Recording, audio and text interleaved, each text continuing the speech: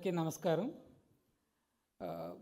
ముఖ్యంగా ఇక్కడికి విచ్చేసిన మా మేనేజింగ్ ట్రస్టీ భువనేశ్వరి మ్యామ్కి, తమన్ గారికి, మా ట్రస్ట్ CEO రాజేంద్ర కుమార్ గారికి, మీడియా మిత్రులకి అందరికీ నమస్కారం.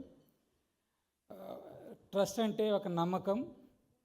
గత సరిగ్గా 28 సంవత్సరాల క్రితం ఎన్టీఆర్ ట్రస్ట్ అనే ఈ ఒక మహాయజ్ఞం స్టార్ట్ అయింది.